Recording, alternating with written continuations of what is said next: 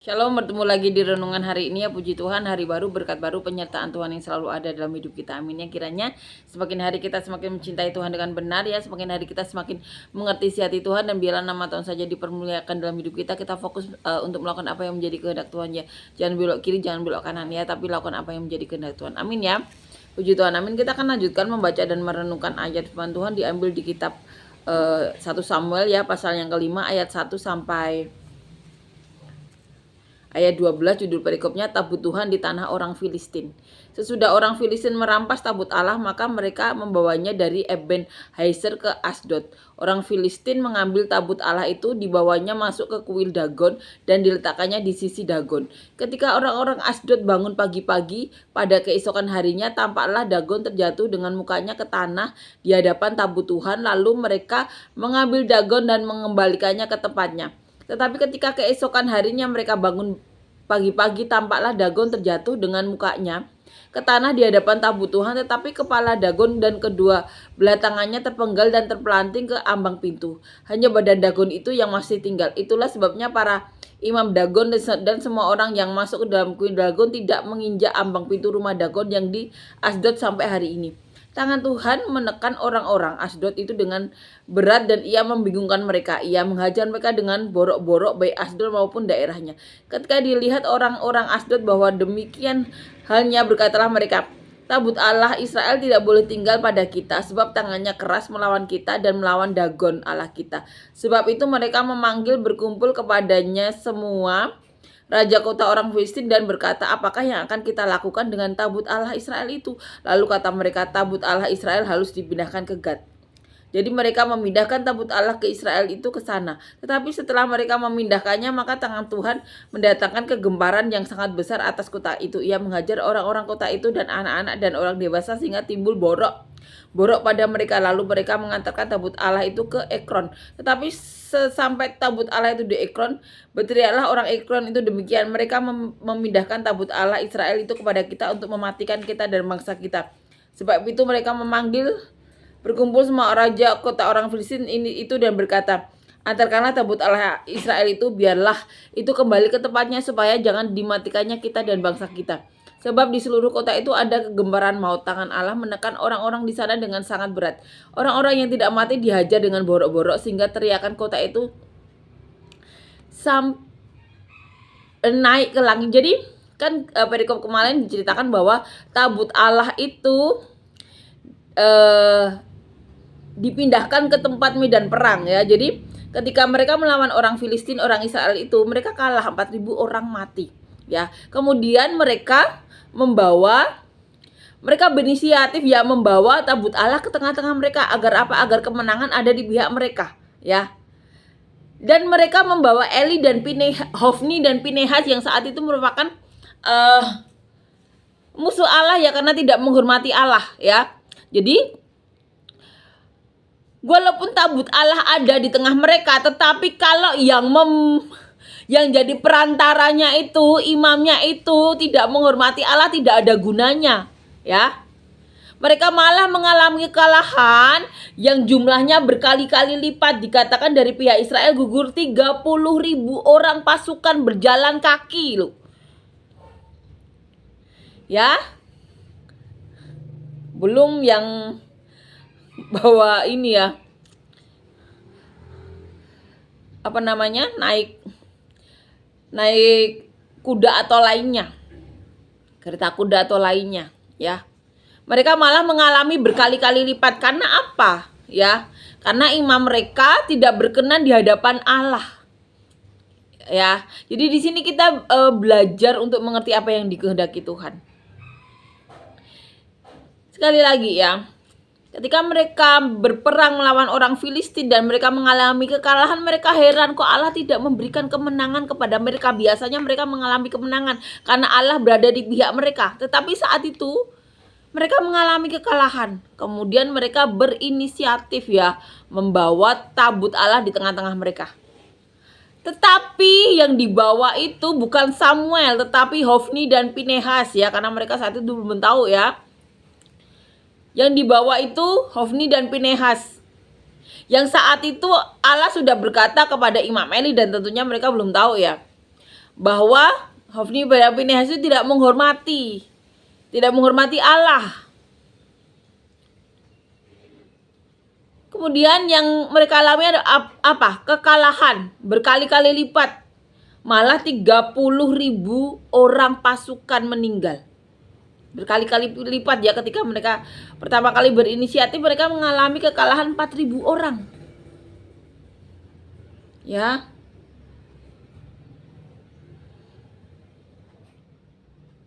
Empat 4.000 orang di medan pertempuran ya. Di ayat 2 dikatakan seperti itu. Makanya lakukan apa yang menjadi kehendak Tuhan. Hormati Allah. Amin ya, selama hidup itu hormati Allah. Lakukan apa yang menjadi kehendak Tuhan Allah kita. Ya, jangan belok kiri, jangan belok kanan. Apa sih yang dicari selama di dunia? Kalau bukan perkenanannya. Ya. Kalau bukan Roh Kudusnya, apa yang dicari? Hormat manusia. Untuk memukau manusia itu nggak ada artinya, karena hati manusia itu mudah terbolak-balik. Tetapi hati Allah kita tuh nggak akan berubah. Tuhan Allah kita ya tetap Tuhan. Yang walaupun manusia melakukan kesalahan masih aja tetap mau menolong dengan mengirimkan nabi-nabinya. Sekeras kepala apapun, sendaplek apapun kalau bahasa Jawa ya, Allah itu tetap akan memberikan orang-orang pilihnya untuk menolong. Ya. Walaupun kebanyakan memang di Alkitab juga dikatakan orang-orang pilihannya seringnya mengalami penganiayaan karena manusia itu seringnya itu selalu mengulangi dosa-dosa. Ya. Selalu berusaha melakukan apa yang ada di pikirannya. Tapi seharusnya kita menjadi lebih mawas diri ya. Menjadi lebih bijak saat mengalami sesuatu. Jangan merasa karena berdosa, tidak mau bertemu dengan orang pilihan Tuhan, takut kalau mengalami hukuman dari Tuhan, sehingga mempersulit melalui tangan orang lain. Itu juga tidak baik. Ya, itu mempersulit manusia lain. Ya. Lakukan apa yang menjadi kehendak Tuhan saja. Amin ya. Kita akan lanjutkan membaca dan merenungkan ya. Satu ayat demi ayat dikatakan sesudah orang Filistin merampas tabut Allah, maka mereka membawanya dari Ebenezer ke Asdod. Jadi ketika sehabis mereka merebut, mereka membawa ke Asdod ya. Orang Filistin mengambil tabut Allah itu, dibawanya masuk ke kuil Dagon dan diletakkannya di sisi Dagon ya. Jadi tabut Allah dibawa di kuil mereka. Kuilnya itu namanya kuil Dagon ya, di sisi Dagon. Ketika orang-orang Asdod bangun pagi-pagi, pada keesokan harinya tampaklah Dagon terjatuh dengan mukanya ke tanah di hadapan tabut Tuhan. Lalu mereka mengambil Dagon dan mengembalikannya ke tempatnya. Jadi pagi-pagi itu Dagon, patung yang mereka sembah, jatuh ya. Jatuhnya tuh menghadap tanah ya, mukanya ke tanah di hadapan tabut Tuhan. Tetapi ketika keesokan harinya mereka bangun pagi-pagi, tampaklah Dagon terjatuh dengan mukanya ke tanah di hadapan Tuhan. Tetapi kepala Dagon dan kedua belah tangannya terpenggal dan terpelanting ke ambang pintu, hanya badan Dagon itu yang masih tinggal. Ya, jadi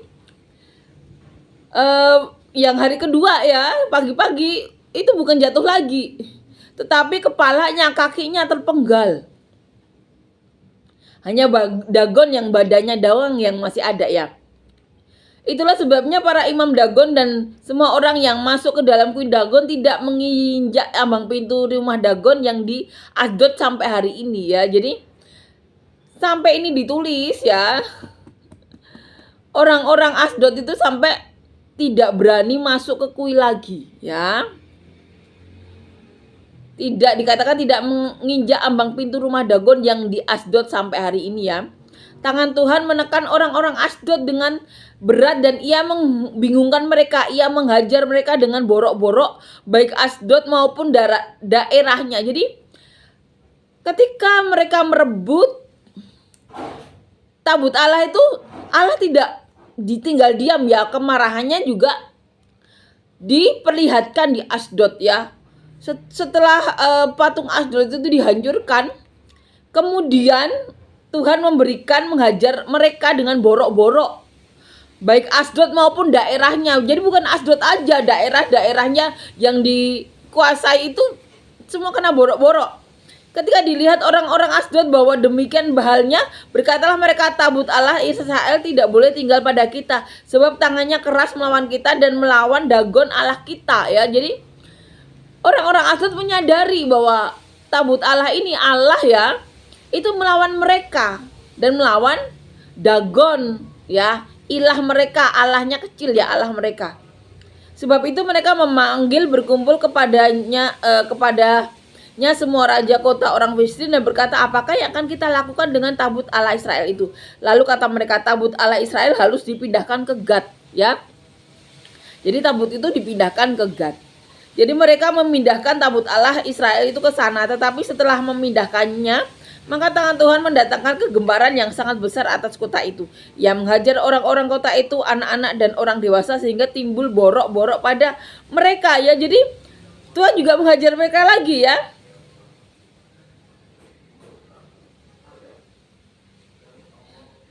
Tangan Tuhan juga menghajar kota itu ya, menghajar orang-orang kota itu, anak-anak dan orang dewasa, sehingga timbul borok-borok pada mereka. Lalu mereka mengantarkan tabut Allah itu ke Ekron ya. Jadi setelah kejadian itu lagi, borok-borok lagi diantar ke Ekron. Tetapi sesampai tabut Allah itu di Ekron, berteriaklah orang Ekron itu demikian, mereka memindahkan tabut Allah Israel itu kepada kita untuk mematikan kita dan bangsa kita. Jadi rakyat orang Ekron setelah mendengar apa yang terjadi pada Gad ya, pada Asdod, mereka teriak, oh ini mau membunuh kita, mau mematikan kita dan bangsa kita, itu yang mereka katakan ya. Sebab itu mereka memanggil berkumpul semua raja kota orang Filistin itu dan berkata, antarkanlah tabut Allah Israel itu, biarlah itu kembali ke tempatnya supaya jangan dimatikannya kita dan bangsa kita ya. Jadi mereka berkata untuk mengembalikan, jangan, agar apa? Agar mereka dan bangsa mereka itu tidak dimatikan, itu yang dikatakan mereka.